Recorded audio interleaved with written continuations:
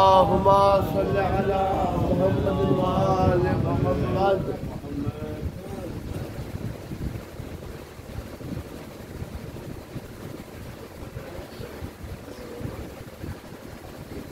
فاتحہ.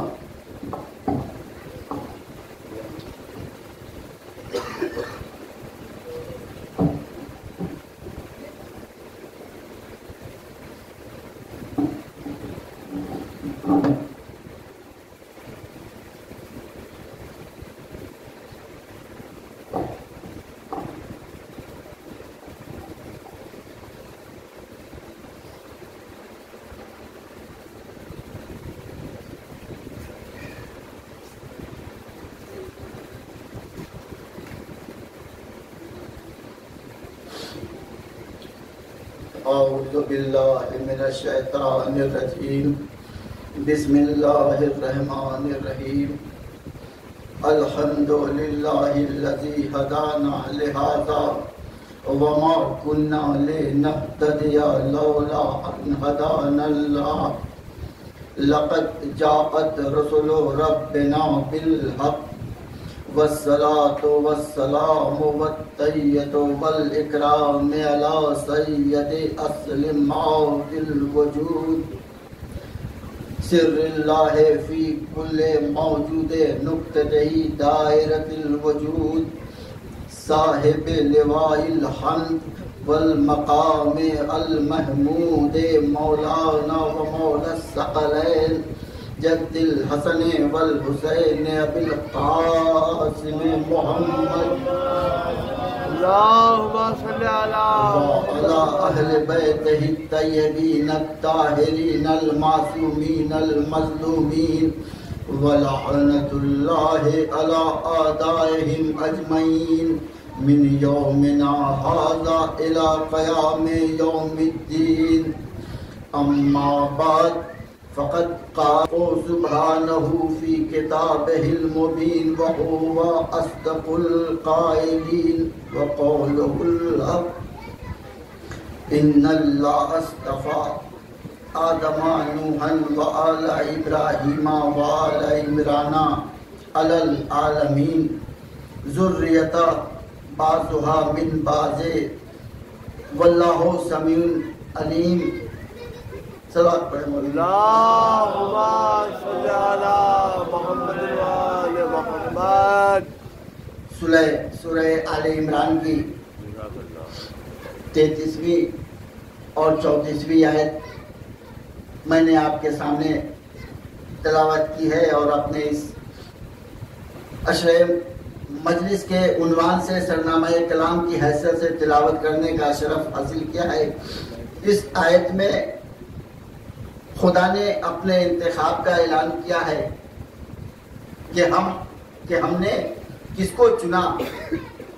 اللہ کا انتخاب اور وہ بھی پورے عالمین کے اوپر.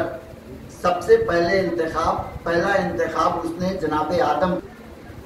بے شک اللہ نے چن لیا، منتخب کر لیا جناب آدم کو، اور نوح کو منتخب کیا، اور ابراہیم کی آل کو منتخب کیا، اور عمران کی آل کو منتخب کیا عالمین کے اوپر، جس میں بعض کی ذریت ہے، بعض کی اولادیں ہیں. اللہ بہت بڑا سننے والا بھی ہے اور جاننے والا بھی ہے. وہ جسے چنتا ہے اس ذات میں کوئی خطا، کوئی غلطی کا امکان نہیں ہوتا. تمام برائیوں سے، تمام خطاؤں سے پاک ہوتا ہے. اس سے کبھی کوئی غلطی سرزد نہیں ہوتی. اور اللہ جسے چنتا ہے اسے دنیا میں نمونے عمل کی حیثیت سے پیش کرتا ہے. تو اگر کسی نبی یا رسول سے غلطی ہو جائے تو یہ غلطی کوئی معمولی شے نہیں ہے. ہم آپ سے اگر غلطی سرزد ہو جائے تو ہم کہہ دیں گے سوری، معاف کر دیں. لیکن نبوت کی شان کے خلاف ہے کوئی غلطی ہونا. یہاں تک کہ نبوت سے بھول چوک بھی نہیں ہوتی. بے شک. لیکن اگر کوئی نبوت میں غلطی یا بھول چوک دکھائے تو یہ تو اس انسان کی بھول چوک ہو سکتی ہے، مگر اس نبی کی بھول چوک نہیں ہو سکتی ہے. صلوات پڑھیں مومن. ہم نے جب عالم اسلام کی کتابوں کو دیکھا تو عالم اسلام نبوت کو صحیح معنوں میں پیش نہیں کر سکا. یہاں تک کہ خاتم الانبیاء کی شان میں بھی گستاخی کر دی کہ ان سے غلطی ہو جاتی تھی, بھول ہو جاتی تھی, بھول چوک ہو جاتی تھی. اب ذرا بتائیں کہ پیغمبر اسلام سے اگر کوئی غلطی ہو جائے تو کیا پوری شریعت مشکوک نہیں ہو جائے گی؟ اگر پیغمبر اسلام سے کوئی سہو یا نسیان معاذ اللہ ہو جائے تو کیا یہ ذمہ داری ہے کہ اور باتوں میں بھول چوک نہ ہوئی ہو؟ تو لہذا نبوت کی شان کے خلاف ہے بھول چوک. یہ آئیڈیل ہے, یہ نمونہ عمل ہے. نبی کو اللہ ہدایت کے لیے منتخب کرتا ہے. اگر ہادی سے ہی غلطی ہو جائے تو پھر وہ ہدایت کیسے کرے گا؟ لہذا یہ معصوم ہوتے ہیں, اللہ انہیں ہر غلطی ہر خطا سے پاک رکھتا ہے. ظاہر ہے یہ ایک الگ موضوع ہے, مگر مجھے یہ عرض کرنا تھا کہ جناب ابراہیم کا ذکر قرآن مبین میں ہے. جناب ابراہیم نبی بھی ہیں اور رسول بھی, اولو العزم پیغمبر بھی ہیں, صاحب شریعت بھی ہیں. اور خدا ان کے لیے ارشاد فرما رہا ہے کہ ہم نے ابراہیم کا امتحان لیا بکلمات, کچھ کلمات کے ذریعے سے, اور ابراہیم نے انہیں پورا کر دکھایا. جب امتحان میں ابراہیم کامیاب ہو گئے تو اعلان قدرت ہوا, اے ابراہیم ہم تم کو انسانوں کا امام بنا رہے ہیں. جب ابراہیم کے لیے قدرت نے امامت کا اعلان کیا تو ابراہیم نے بارگاہ رب العزت میں عرض کی کہ اے پروردگار, یہ عہدہ منصب جو تو نے مجھے عطا کیا ہے کیا میری اولاد میں بھی ہے؟ کالا ینالو عہد الظالمین, اللہ نے کہا یہ عہدہ جو ہم نے تم کو عطا کیا ہے یہ ظالمین تک نہیں پہنچے گا. صلوات پڑھے مومنین.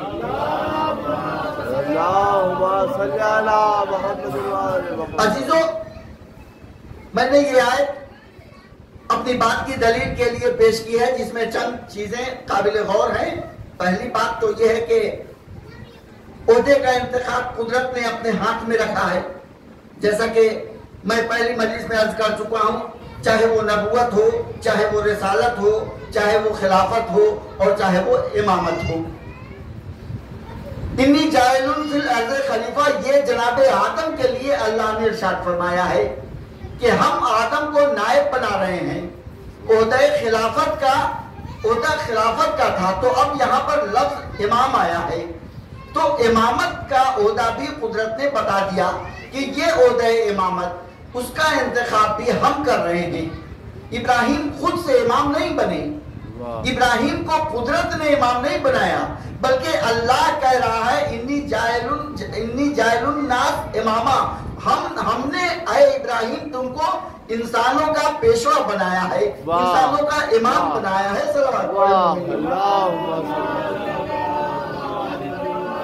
تو جب ابراہیم کو عہدہ مل گیا تو اب ظاہر ہے کہ عہدہ تھا, جس کو چاہتے دے دیتے, اپنے بعد جس کو چاہتے منتخب کر دیتے, جس اولاد کو چاہتے دے دیتے. نہیں, ابراہیم بتانا چاہ رہے تھے کہ یہ عہدہ اللہ کا عطا کیا ہوا ہے, ہم اس کی بارگاہ میں استدعا تو کر سکتے ہیں, گزارش تو کر سکتے ہیں, سفارش تو کر سکتے ہیں, مگر یہ اختیار مجھے نہیں ہے کہ جسے چاہوں اپنے بعد یہ عہدہ امامت سپرد کر دوں. نہیں, بلکہ میں اس کی بارگاہ میں التجا کر رہا ہوں, اس کی بارگاہ میں گزارش کر رہا ہوں کہ اے پروردگار, جو تو نے مجھے امامت کا عہدہ دیا ہے یہ میری اولاد میں بھی دے. صلوات پڑھے مومنین.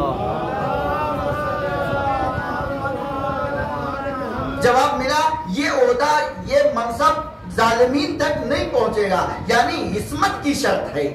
امامت بھی, خلافت بھی, نبوت بھی اور رسالت بھی اس کے لیے شرط ہے معصوم کا ہونا. ظالم کبھی اس عہدے پر فائز نہیں ہو سکتا. منصب اللہ عطا کرتا ہے اور جسے منصب دیتا ہے وہ معصوم ہوتا ہے, وہ ہر خطا ہر غلطی سے محفوظ ہوتا ہے, چاہے وہ نوح ہو, چاہے وہ ابراہیم ہو, چاہے وہ موسیٰ ہو, چاہے وہ عیسیٰ ہو, چاہے وہ دیگر انبیاء ہو. ظاہر ہے کہ 1,24,000 انبیاء اس نے اس کائنات میں انسانوں کی ہدایت کے واسطے بھیجے. اور 1,24,000 اوصیہ بھی معین فرمائے، اور ان 1,24,000 میں 313 رسول مابوس کیے، اور 313 رسولوں میں 5 اولو العزم پیغمبر بنائے۔ سبحان اللہ۔ یہ اولو العزم پیغمبر کون ہیں؟ صاحب شریعت، جن کو قانون دیا گیا، واہ جن کو شریعت دی گئی، یہ 5 اولو العزم پیغمبر۔ سب سے پہلے جناب نوح، پھر جناب ابراہیم، پھر جناب موسیٰ، پھر جناب عیسیٰ، اور آخر میں ختم المرتبہ حضرت محمد مصطفیٰ صلی اللہ علیہ وسلم۔ یہ 5 اولو العزم پیغمبر کہے جاتے ہیں۔ تو اللہ نے سب سے پہلا انتخاب بامانی خلافت کے جناب آدم کا کیا، اور آدم کی خلقت اس کائنات میں مٹی سے کی، مٹی سے پہلی خلقت کی۔ آدم کو تراب سے بنایا، تو آدم کو مٹی سے خلق کیا۔ قرآن مبین میں جناب آدم کی خلقت کا تذکرہ مختلف مقامات پر موجود ہے۔ مٹی آئی، مٹی کو گوندا گیا، مٹی ایسے سوکھی، ایسی سوکھ گئی کہ کھنکھنانے لگی۔ اس کے بعد اس کا پتلا بنا، یہاں تک کہ وہ وقت آیا کہ ملائکہ کو خطاب کیا گیا کہ جب میں آدم کے جسم میں اپنی روح خاص پھونکوں واہ تو تم سب کے سب سجدے میں چلے جانا۔ سبحان اللہ۔ میں نے کل یہاں تک کہ آپ کی خدمت میں عرض کیا تھا کہ یہ آدم ابو البشر ہے، پہلے نبی، پہلے خلیفہ زمین میں جن کو بھیجا جا رہا ہے، ان کی خلقت ہو رہی ہے۔ اور جب آدم میں روح پھونکی جا رہی ہے، اور روح پھونکتے ہی ملائکہ کو حکم ہے کہ سجدے میں چلے جانا، تمام ملائکہ سجدے میں چلے گئے الا ابلیس، سوائے ابلیس کے۔ اکڑ گیا، غرور کیا، گھمنڈ کیا، اور کافرین میں سے ہو گیا۔ کہہ رہا تھا کہ ہمیں اس کام سے باز رکھ، آدم کے سامنے ہمیں سجدہ کرنے سے باز رکھ۔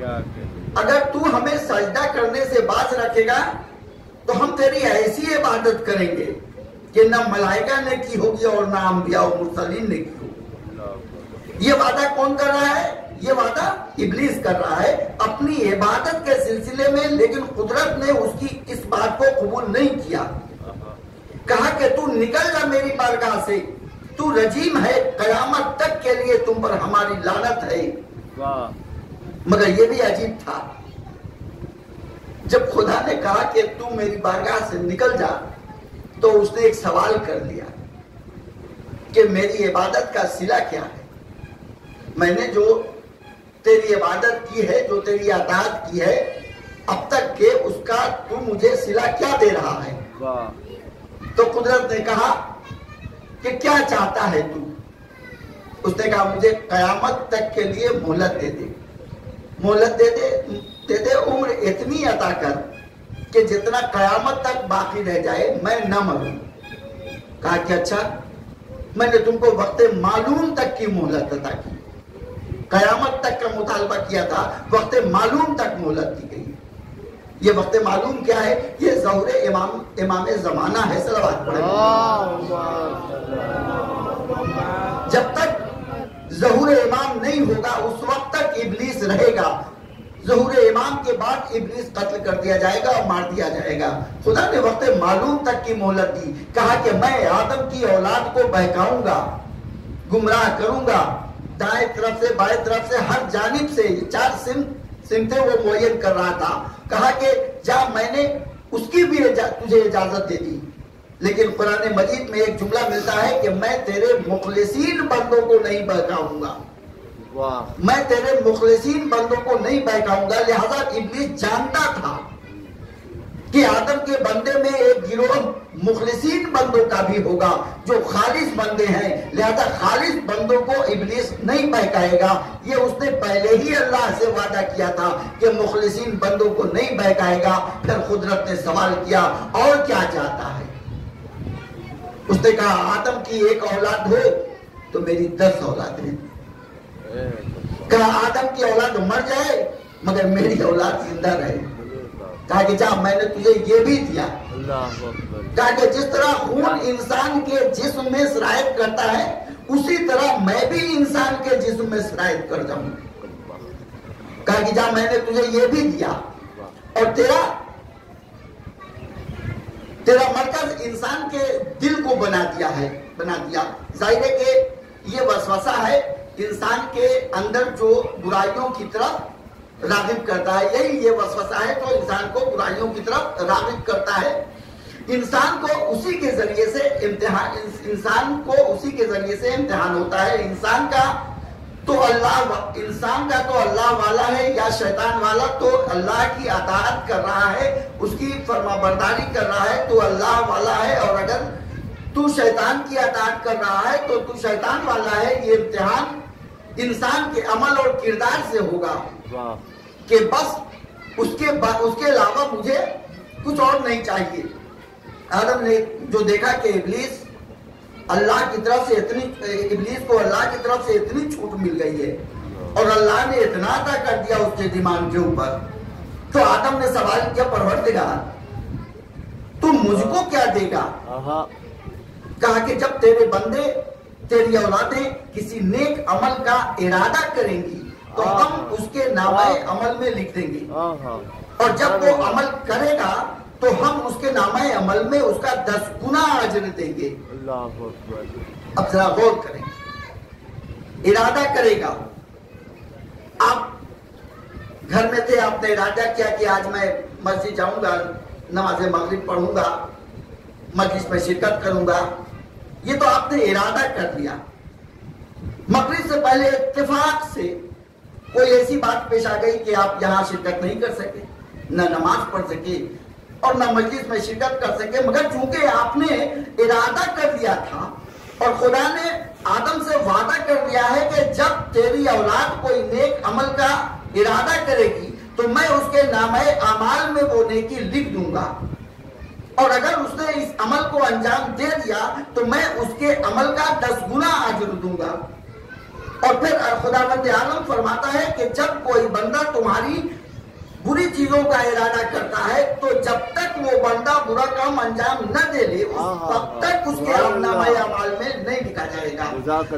اور جب وہ گناہ کر لے گا تب بھی اس کو مہلت دی جائے گی. دیکھیں کتنی فلیکسیبلٹی ہے اسلام کے اندر, نہیں پایا جاتا کسی اسلام میں.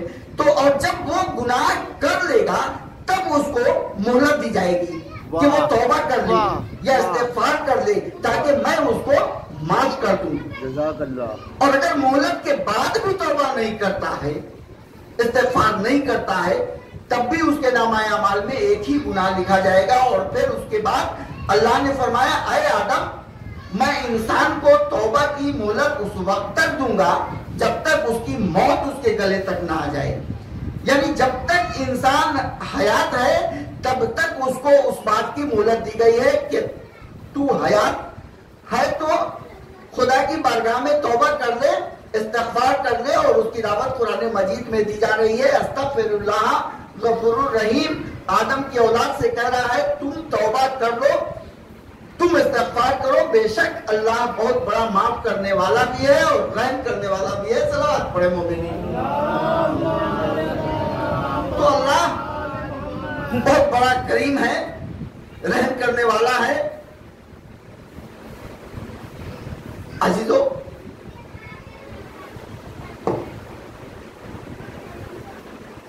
آج 2 محرم میں چاہتا ہوں کہ حسین کے ورود کربلا کا ذکر کروں, کیونکہ 2 محرم وہ تاریخ تھی جب ہمارا امام اپنے ساتھیوں کے ساتھ زمین کربلا پہنچا. امام حسین کا گھوڑا چلتے چلتے رک گیا. امام نے گھوڑا بدلا, وہ گھوڑا بھی آگے نہیں بڑھا. تیسرا گھوڑا منگایا, اس پر سوار ہوئے, وہ بھی آگے نہیں بڑھا. امام نے پے در پے 7 گھوڑے بدلے مگر گھوڑا آگے نہیں بڑھتا. اور اب امام پوچھتے ہیں کہ یہ زمین کون سی ہے. امام تو جانتے ہی ہیں مگر امام صرف ظاہری شہادت لینا چاہتے تھے کہ اس زمین کا نام کیا ہے. کسی نے کہا غازریہ کہتے ہیں, کسی نے کہا کوئی اور नाम है? कहा इसे सत्य फुरात कहते हैं। कहा कोई और नाम है? कहा कि हाँ इसे करबला भी कहते हैं। बस अब जो करबला का नाम आना था कि हुसैन घोड़े से उतर आए कि बस मेरी मंजिल तमाम हो गई, यहीं पर हमारा काफिला ठहरेगा, यहीं पर हमारे खैमे नस्ब किए जाएंगे, यहीं पर हम कयाम करेंगे।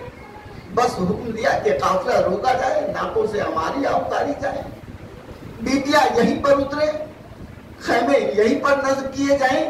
बस अजीजों एक मर्तबा अब्बास उतरे, आपने मैदान का जायजा लिया, बीबियों और अपने खैमों का इंतखाब दरिया के किनारे किया, फुरात के किनारे, ताकि पानी की आसानी रहे।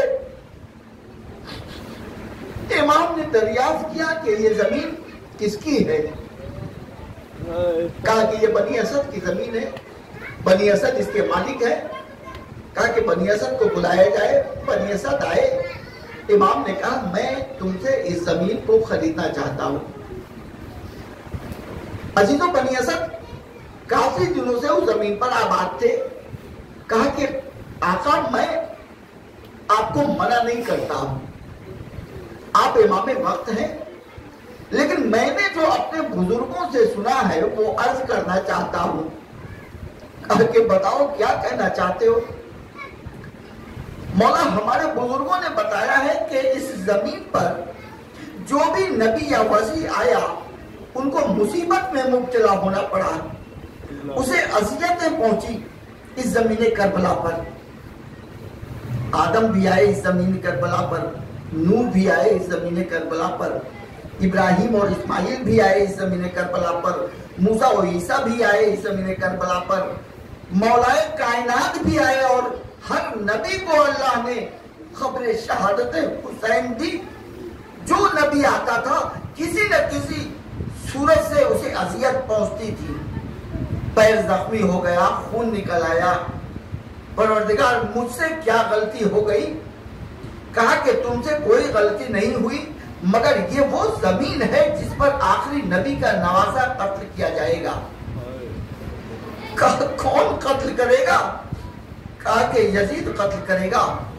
वो नबी यजीद पर लानत करता था और हुसैन पर गिरिया करता था। तो इस तरह तमाम अंबिया को हुसैन की खबर शहादत से आगाह किया गया। और मौला कायनात भी जब जंगे सिफीन से वापस पलटे हैं ना, तो जमीने करबला पर मौला ने कयाम किया, तो मौला पर गुनूदगी सी तारी हो गई। तो आपने अचक मंजर देखा कि जमीने करबला पर खून का दरिया है, जिसमें मेरा फर्जंद हुसैन है। बस अजीजो इमाम अली मौला अली ख्वाब से बेदार हुए, फरमाया इन्ना लिल्लाहि व इन्ना इलैहि राजिऊन। चाहने वालों ने पूछा मौला खैर तो है? कहा मौला अभी मुझ पर गुनूदगी सी तारी हो गई थी, मैंने देखा कि एक दरिया है जो खून से लबरेज है, उसमें मेरा बेटा हुसैन अलमिन्ना से सोना की सदा बंद कर रहा है। अजीजों जमीने करबला है, ये जमीने करबला है जहाँ अली ने भी गिरिया किया। ये वो जमीने करबला जिसकी खाक वक्त विलादत इमाम हुसैन जिब्रील ने जाकर पैगंबर इस्लाम को दी थी और कहा था कि आपका नवासा जो आज 3 शाबान को पैदा हुआ है ना, ये करबला की जमीन पर आपकी उम्मत के हाथों शहीद किया जाएगा। पैगंबर ने ताज़ियत भी कबूल की थी और मुबारकबाद भी कबूल की थी। विलादत की मुबारकबाद थी और शहादत की खबर की ताज़ियत। बस अजीजों हुसैन वालिदे करबला हुए, बनी असद को बुलाया और बनी असद से जमीन को खरीद लिया, और खरीदने के बाद जमीन को हिबा कर दिया। مگر 3 شرطوں کے ساتھ.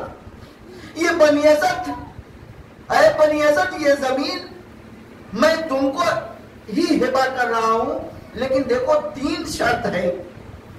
پہلی شرط یہ ہے، دیکھو یہاں قتل کیے جائیں گے، دیکھو یہاں پر ہمارے لاشیں دفن ہوں گے، قبریں بنے گی، لہذا یہاں پر کاشتکاری نہ کرنا.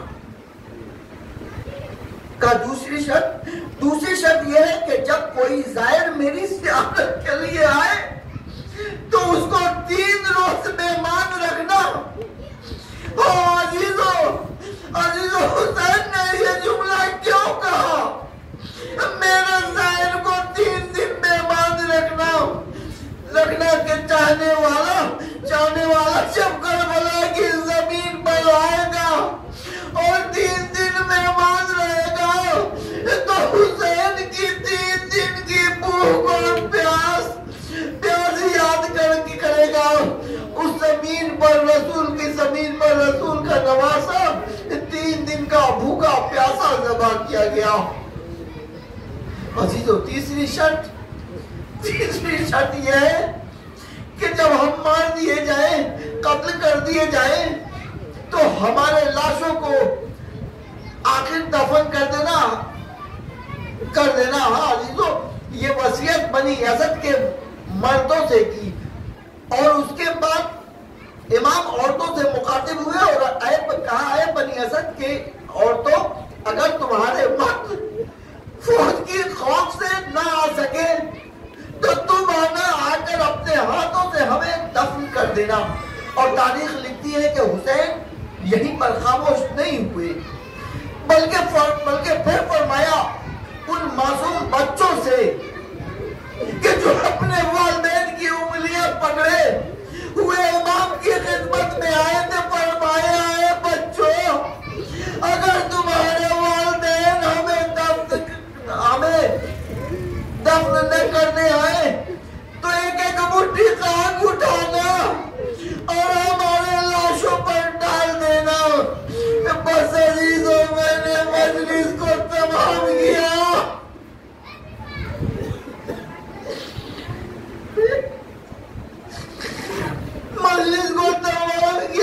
عزیزوں، یہ حسین کی وصیت تھی، مگر جب 11 محرم کی صبح نمودار ہوئی اور یزیدی لشکر نے اپنا نجس کو دفن کیا تو ایک طرف حسین کا لاشا پڑا ہوا تھا، دوسری طرف شہدا کے لاشیں زمین گرم پر پڑے ہوئے تھے، جن کے سروں کو کاٹ کر لوگ نیزے پر چڑھا چکا تھا.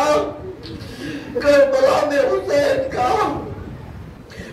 کا ایک جوان بیٹا موجود، علی ابن حسین زین العابدین، جو بیمار تھے. تاریخ کہتی ہے کہ 11 محرم کی جب صبح نمودار ہوئی تو چوتھے امام کے ہاتھوں میں ہتھکڑیاں تھی، پیروں میں بیڑیاں تھی، گلے میں توبے خاتان تھا، اور ادھر سے لے جایا گیا جو پرشودہ کے بے کفن لاشیں پڑے ہوئے تھے. تاریخ کہتی ہے کہ زینب کی نظر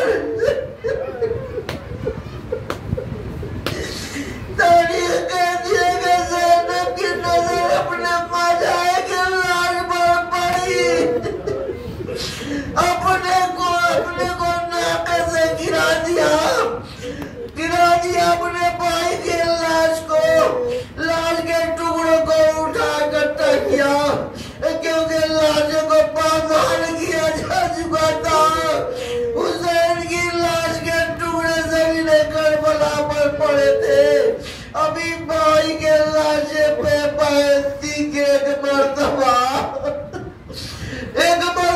بھتیجے کے چہرے پر نگاہ پڑی. کیا دیکھا کہ بیمار قریب ہے کہ روح جسم سے پرواز کر جائے. ایک مرتبہ مخاطب ہوئی ہے بیٹا سید سجاد،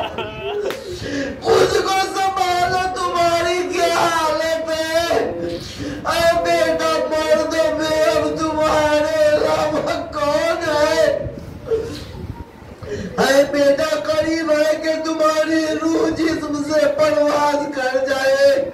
اے بوبی اماں، وہ بیٹا کیا کرے،